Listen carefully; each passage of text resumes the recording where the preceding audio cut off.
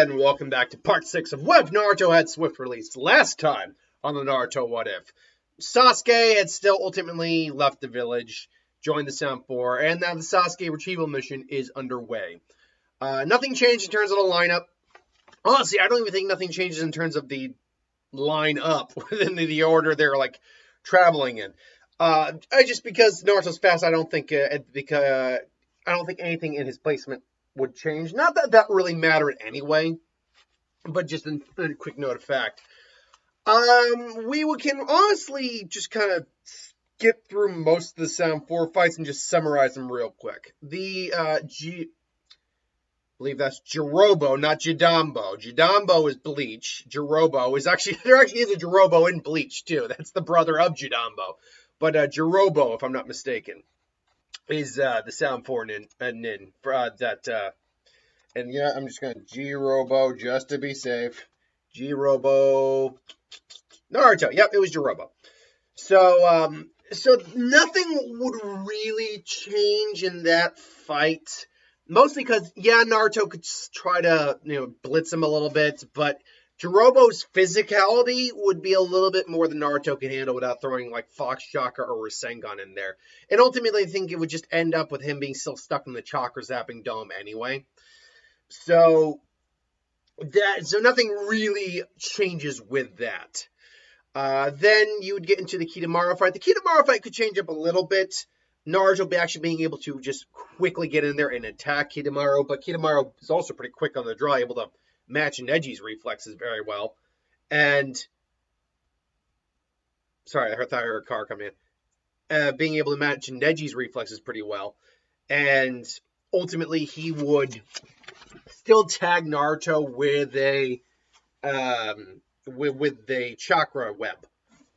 Granted, I don't think he would get the one up on Naruto like he did initially, where the clones were stuck in the web, but I still think Naruto would get caught by the web, Neji would come and save him, all that. And, Kimimaro would even say, like, you're not going to be moving around, you're not going to be pulling off any of those moves anymore. Plus, Kimimaro can also strengthen his defense with his metal webbing under his skin as armor, or over his skin, whatever. Just produce armor, more or less. So ultimately, that doesn't change up. What would start, that were the big changes in the Sasuke retrieval arc start. Because remember, Naruto in theory could catch up to the Sound 4 on his own without that much difficulty compared to his group. But he's got to stay with his group, so he can't just, you could maybe make an argument he scouts ahead with a clone, but the problem is he's still not aware of the training abilities of the Shadow Clone Jutsu. So, yeah, or the memory recall abilities of the Shadow Clone Jutsu. So ultimately, the changes start to happen when they get to Sakon and Ukon and Tayuya. Obviously, Shikamaru is going to handle Tayuya, but Naruto did initially take on Sakon and Ukon. And he failed miserably because he's like, what's the use of that technique if you can't throw it? Naruto, however, is a lot faster and therefore starts to kind of actually catch Sakon and Ukon off guard. And it's like, and they're even like, son of a bitch, I can't put him down. It's like, that little bastard. And then finally, all of a sudden, he does get one Rasengan. His Rasengan tries to grab him, but Naruto rushes in and just blasts him back. I do think, though, that he comes back up in pain and pissed. Kiba comes in, and him and Kiba are going to have to, go at it. And that fight still takes place because, obviously, Kimimaro shows up, takes Sasuke, and F's out of there. And Naruto is delayed, I think, because of Sakon and Ukon, but ultimately is able to go after Kimimaro. And he's pissed off. The Fox Shark comes out, but more importantly, he has Swift Release.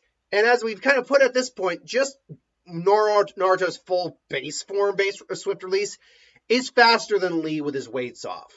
Now, granted, Lee with his weights off, it can't always be with his weights off. I think it's just a bit much of a strain on his body because he mostly keeps the weights on for training. But I have to imagine, just like anyone, he just can't continually go around with his weights off. It's just too much. Going at that speed for too long would just be a bit detrimental on your body unless you're accustomed to it. which I guess Lee would be accustomed to it. He just keeps him on more for training. But Naruto's swift release is a Kekkei Genkai. It's part of his body, so his body can handle going at that speed for God knows how long. Add on Uzumaki stamina, then you've got someone who can just go for days.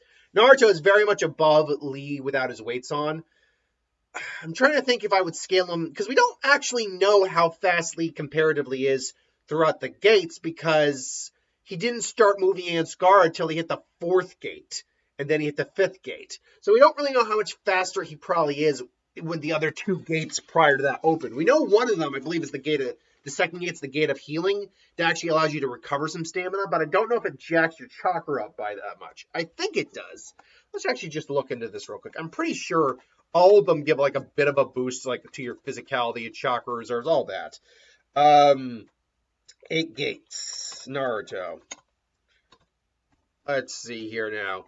What exactly does the 2nd gate actually entail? Does it increase? Let's see. So overview. Okay, here we go. The gate of opening, that's where your brain's left hemisphere removes the user's mental inhibitions. Opening the gate allows the user to perform the front lotus, a technique that tires them afterwards. The 2nd gate, the gate of healing, locates the brain's right hemisphere, increases the user's physical strength. This has had the effect of re-energizing the body, enabling them to recover from exhaustion. So yeah, there is a level of state of multiplier to all of them, apparently. The gate of life is the 3rd one, which is where you enter the reverse lotus. The anime chakra is at least enough to create a buffer zone to allow safe patches through a severe aversion weather. So yeah, it's basically all give buffers and increases to speed, strength. They do say the gate of pain, the 4th gate, does seem to really focus on increasing the speed, and then obviously the gate of the 5th gate basically allows you to use deliver the final blow of the reverse lotus, seemingly increasing the strength and speed beyond that. So they all seem to give some sort of levels of multiplier, but they actually do have specific effects, particularly the gate of healing. I would put Naruto right now probably at Lee with his weights off and in the reverse and not use his reverse lows, and maybe even past the 1st gate, the gate of opening. Which again, so basically, because at that point, because Lee is a perfect analog for how fast we can kind of gauge Naruto right now, at least in part 1. Once we get to part 2, we can probably gauge him a lot quicker, gauge him with some faster individuals. But yeah, I'd put him probably between 2nd and 1st gate Lee right now, which puts him well and truly at a speed, and that's in base form, by the way.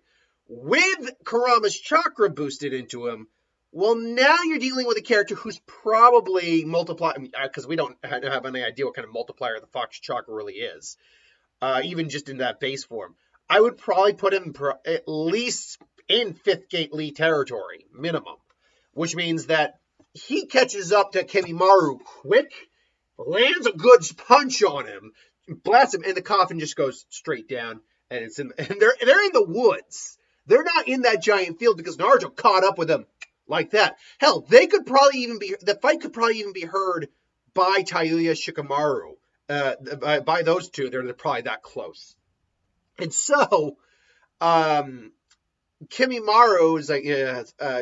says, I am tasked with this mission by my lord Orochimaru. You will not intervene. I can't remember exactly what his lines of dialogue were. Kimimaro is one of those one-off characters, which, by the way, I don't remember him ever being... was he resurrected as an Edo Tensei in the manga? I know he was in the anime, but was he in the manga? I want to say he was. Let me see here. Was he? Anyway, it's not important at this time. But point being, he's one of those one-shot characters who you really liked him, and it sucks you don't get more of him. Granted, he didn't have much of a personality. He was a loyalist to Orochimaru, but that was it. He was a loyalist to Orochimaru in the same way Haku was to Zabuza. Basically, he saved him, and he vowed to be his new body, but then he got sick. So anyway, Kimimaro, Naruto makes all these clones.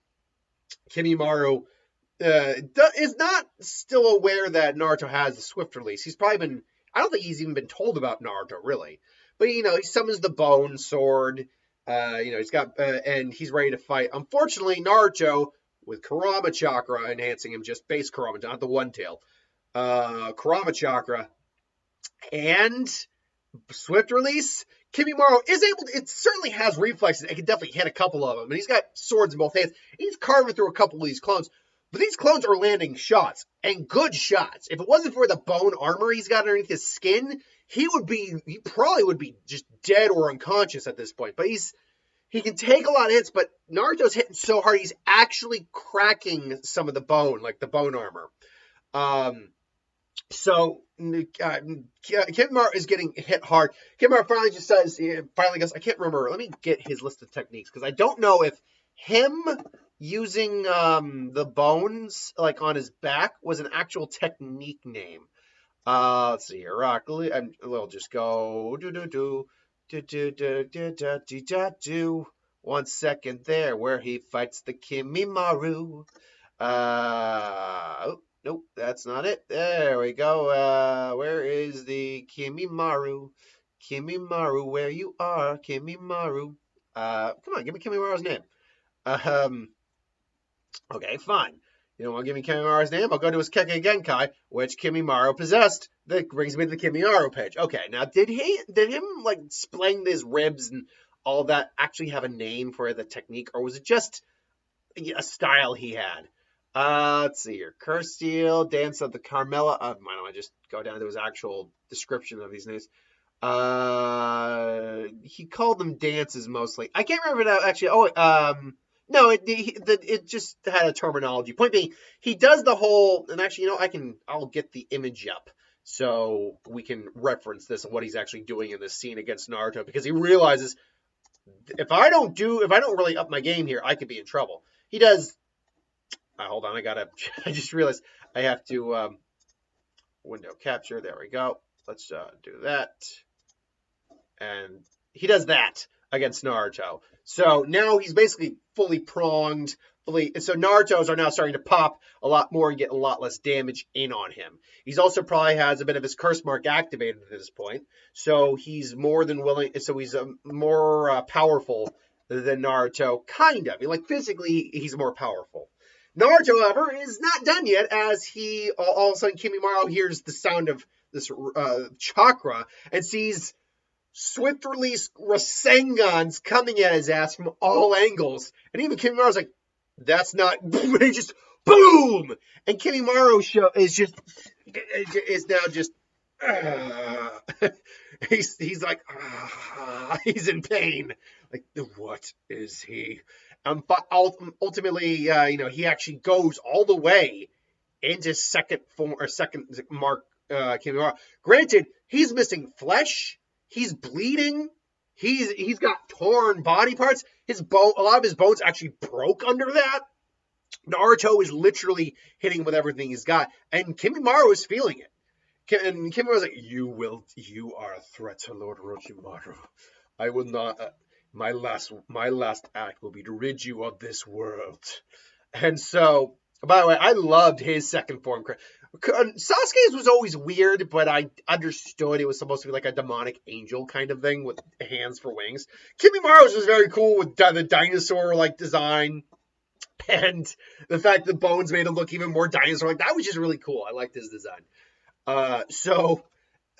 He's just getting ready, and at that point, the coffin, I guess we'll call it, opens, and Sasuke's like, Sasuke! And Sasuke just hightails it out of there. It's like, no, Sasuke, we're not. And all of a sudden, Kimimaro was right there. It's like, we're not done, boy. Or Naruto. And Naruto's like, I've had enough. They clash.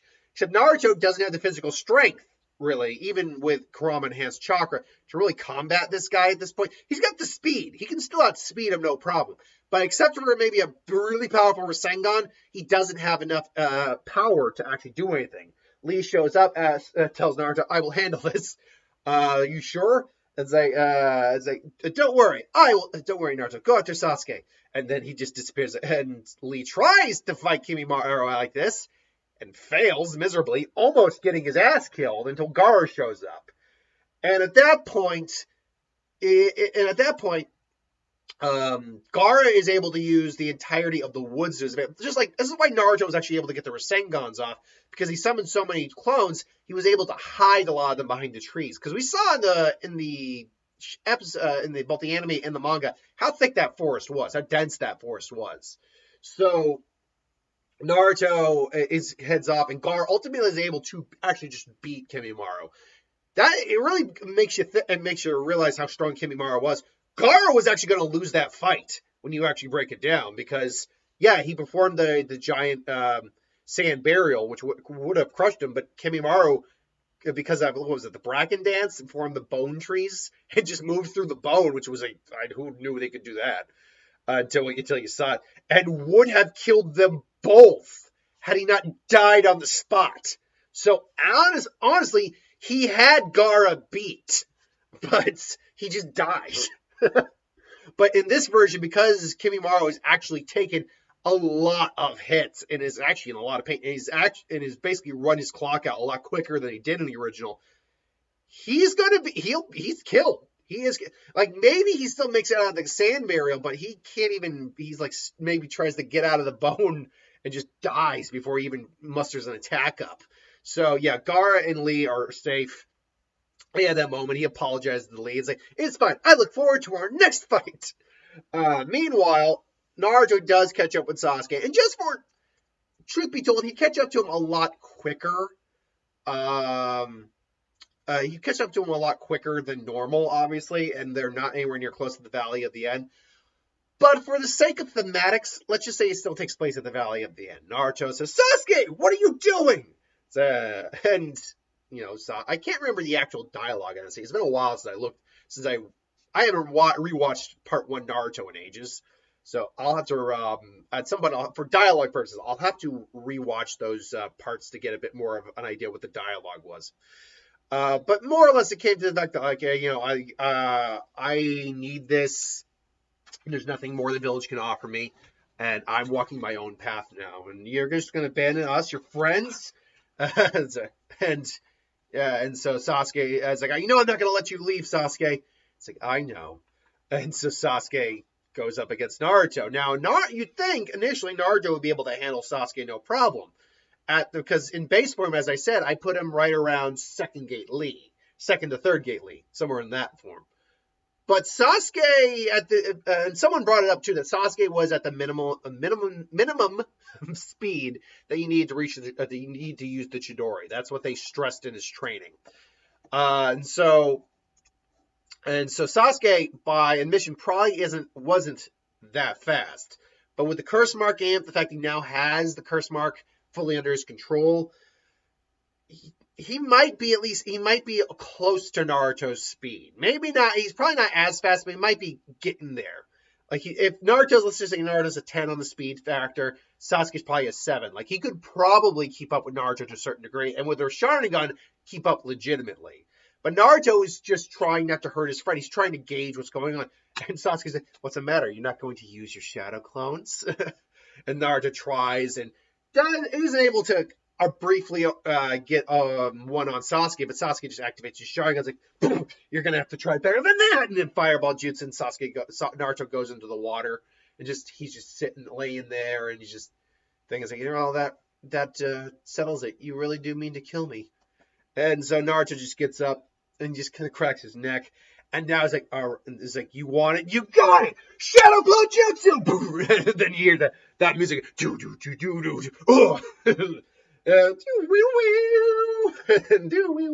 Naruto just throws clones at Sasuke at full blitz speed. And Sasuke, even with the Sharingan, isn't able to get full blitz speed Naruto. Counteract that, and he's got to just try his best to protect us.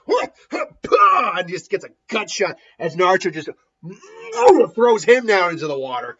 It's why I always like that not concept, but that kind of shot in like fights where you get that punch, and it almost seems like time slows down until someone basically just throws the person after they punch them, just and the shockwave just hits and throws them back. I always like that motif.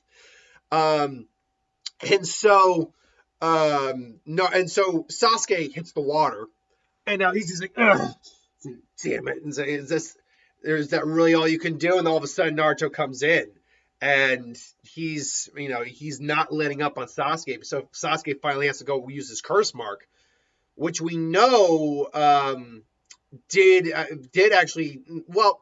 Okay, so we know the curse mark enhances all your physicality. And we know when Sasuke hit that third Tomai in the original, that he was actually able to compensate for Naruto's enhanced speed with a Kurama's chakra. So the curse mark probably now overshadows Naruto's abilities in terms of speed.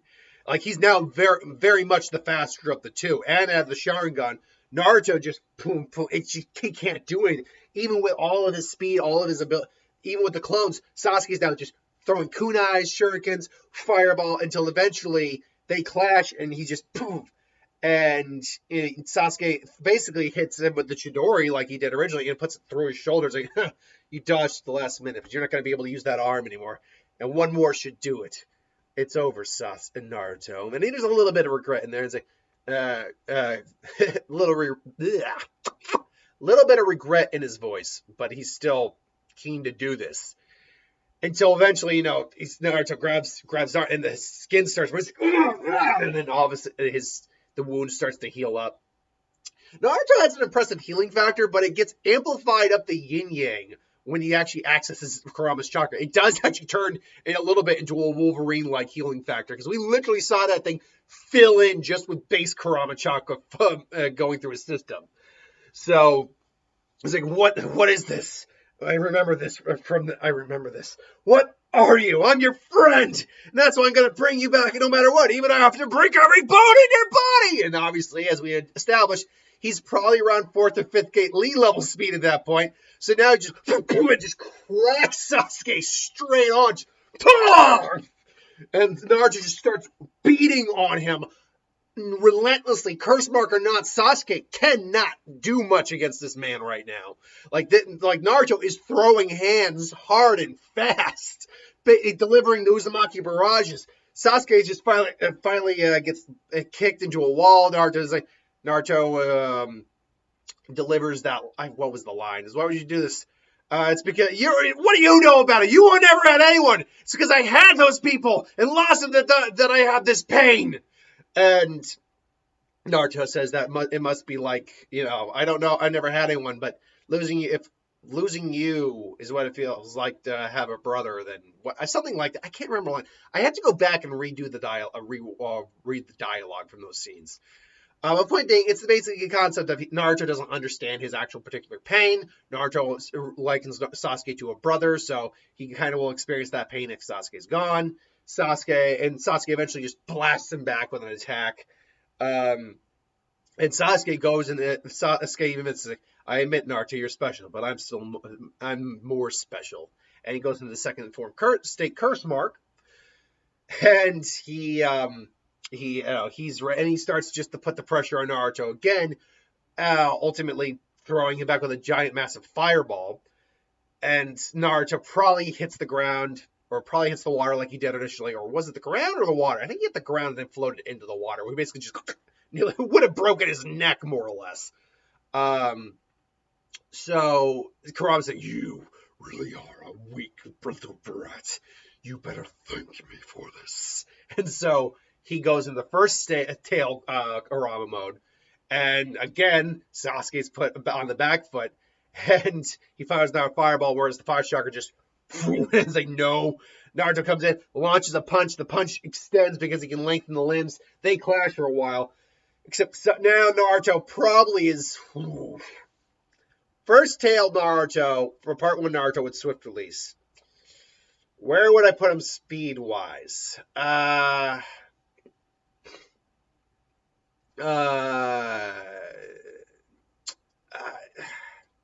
a tough one. We were putting him at 5th gate Lee levels, but now we'd have to put him way above that. Oh, he's not A levels. No. He's not his chakra cloak levels. God, I'm now even just realizing how fast he's going to be when he gets that. But, oh God. Guy we know is almost certainly faster than Lee, so we could probably equate him to one of Guy's gate releases. So my personal belief would be that he's, I guess, what the equivalent of 4th gate Guy would be at this point. Now, that might sound like a lot, but we know for a fact Guy is almost certainly faster and stronger than Lee, especially in part 1. So I think that's a fair assessment. Point being, Sasuke can't keep up with this, But he does manage to get one good shot in on Naruto, which does still cause his left arm to go numb. So Naruto creates their Rasengan, and they clash. The only problem here is that Naruto is going to hit his target first, and Naruto can even avoid Sasuke. So Naruto is capable of moving out of the way of Chidori, using he has the tail as kind of a third limb. So basically, while Naruto doesn't want to kill Sasuke, he still scratches the headband, and then ultimately lands he scratches the headband, and then ultimately lands the final shot in on Sasuke because he's just the faster of the two. He can move faster. And so even though he wasn't planning to kill Sasuke, he did ultimately first scratch the headband from a point, and then just reel back for one more attack, just boom, and then just put Sasuke into the ground head first. He checks his pulse, makes sure he's still alive, but he's out cold at this point. Naruto is just all the chakras. He's near ready to pass out, and but he ultimately sees someone showing up, and there's Kakashi, and Kakashi's just like, and he ultimately goes, and I keep saying ultimately, but he goes, picks them both up, makes sure to put maybe a restraining seal on Sasuke if need be, and gets them to the village. And so we got 4 minutes. Let's wrap up part one. Sasuke is pretty much incarcerated for the time being. Sasuke also has to live with the fact he still ended up losing despite getting all this power and all this, and what the power is ultimately for. He still ended up losing to Naruto, and he's got to live with that. That's going to weigh on his mind forever. And so he's got to make sure, he's got to ask himself what the right thing to do ultimately was and is. Meanwhile, Sakura is both happy and upset that Sasuke is in prison. I think this would be finally the time in the series that someone would tell her to kind of shut up a little bit. And I want to say it would be would it be Tsunade who would tell her to shut up? I think Tsunade wouldn't tell her to shut up. I think she would be a little harsh on Sakura, but she wouldn't tell her. I think the person to tell her to shut up might not even be Hinata. Although, when she heard that Naruto, a friend of hers in this version, was in the hospital, she would probably go to visit him. So she would probably visit him. And so I like it like this. It might be Shikamaru, or it might be Hinata who tells her to shut up. What the hell is wrong with you? Because I don't think she actually told ever. Someone brought it up in the comments that it might be something to put on the dumb decision list when I do it. That she was willing to throw away the entire village just for her love of Sasuke. Like, literally. She was willing to, what the hell is wrong with you? How pathetic are you? Hinata didn't love Naruto that much. Like, if Naruto, they brought it up in that comment too, Hinata might have left with Naruto if Naruto was leaving because of the way he was being treated. Sure, she might have done that. But she would not have left him. If she knew he was going to go to the Orochimaru and go to basically threaten the village, she would not have gone with him. She might have tried to stop him, but she would not have gone with him. The fact Sakura did that is nuts. And I don't think anyone actually knows about it. But the point being is that she's both upset. She's upset about the state of Sasuke and the fact that, he's in jail. And I think it's either Hinata or Shikamaru. Shikamaru because of all of his friends nearly dying, and Hinata because a couple of her friends, like Kiba, her teammate, nearly died, and Naruto, the guy she's in love with, is in the hospital and hurt. Fine, but hurt. And they basically one or both of them basically tell her, shut up. He left. He went to go to Orochimaru. He was going to be a threat to our village. And he did all for his own selfish reasons, okay? And you know what? He was not going to come back quietly. What did you think he was going to do? What did you think Naruto was going to have to do to bring him back? Saying, pretty please with sugar on top? No. Sasuke, the doctors even said Sasuke and Naruto probably received a cut, nearly, looks like Naruto actually healed from a little hole from the chest. Sasuke probably sounds like Sasuke they took Sasuke's statement of what happened. I think Sasuke is actually pretty forthcoming of what he did, because he lost. Like, again, his whole worldview got rattled. And in fact, if we want to, this is me being a little harsh on Sakura, I admit this. But if we want to get harsh on Sakura for a little bit, if Sasuke is willing to just be forthcoming because he admits it, he lost. Like, okay, I'll cooperate. He could very much rat Sakura out for what she said. Like, take me with you. It's like, what? And I'm being a little needlessly cruel to Sakura in this. Well, let me rephrase that. I start out being needfully cruel because Sakura needed that wake-up call. Now I am being a little needlessly cruel because I'm not a big fan of Sakura's character, and some of the actions she did in part 1 made you just go, oh my god, this girl. So, this is me being a little needlessly hard on Sakura, I admit. But it does fall within the parameters of the story that this could happen. So, Sakura is she's starting to tear up, but she's realizing, oh god, I've been kind of a shitty person and a shitty friend.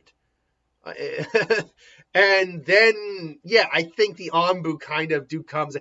Sakura Haruno, Lady Tsunade would like to talk to you. It's like, what is it? Is it true that you tried to stop him? But is it true you were willing to go with him? That you offered to go with him? And Sakura doesn't really have an answer for that. By the way, I am actually just going to check right now to be sure that is the case. The reason I am saying that is because I think we all infer that she would have done it, but I do not know if that is actually what she said. Point being, by the way, Jiraiya will come, say we're going to go for a 3-year training mission. Naruto's going to leave. He's going to be sent off by a few of his friends that he has available to send him off. Kakashi will send him off. I think even Iruka's head up. Hinata might show up. Kiba healed up because they were on because they're fun friends for what it's worth. All right then. So, but yeah, at this point, because Kiba definitely respects Naruto very much. All right, Sakura.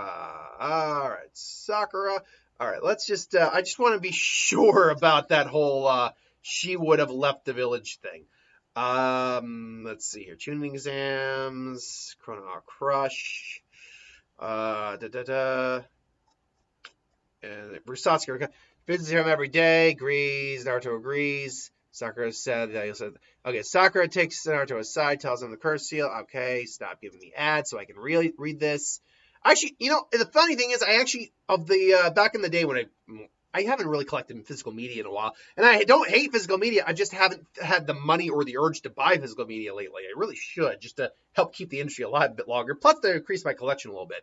But this is the only arc I actually owned on DVD, weirdly enough. Sakura takes Naruto aside, tells him blah, blah, blah. This comforts her. Okay, so Sasuke eventually approaches with his belongings. Sasuke tells her Sakura refuses, instead asking him why he always pushed her, reminding all the good times they had. Tries to persuade him to stay. She won't be so that she won't be alone. Bitch, you got teammates. You got friends. F off. When that doesn't work, she argues that his revenge against Sasuke isn't worth it. When she tells him she loves him, yep, she did offer to go with him. Yep. So fuck you, Sakura. Wow. I had to confirm that because someone brought it up and I had to be sure. So yeah, she did offer to go with him. So I think Sakura is, with them, seeing them off, but she also is very much in trouble. So yeah, granted, you can make the argument she was really just doing it to keep him safe and sane and whatever, but there's really no evidence to suggest that. We also have no evidence to suggest that she actually told him that she would go with him. There's nothing. All she did was, I think, told him that she tried to stop him, but it failed. Anyway, I went on much longer than I intended. This is where we end part 6. We're moving into Shippuden after the fact. So thanks for watching. Hope you enjoyed. Like, comment, share, subscribe, and I'll see you folks later.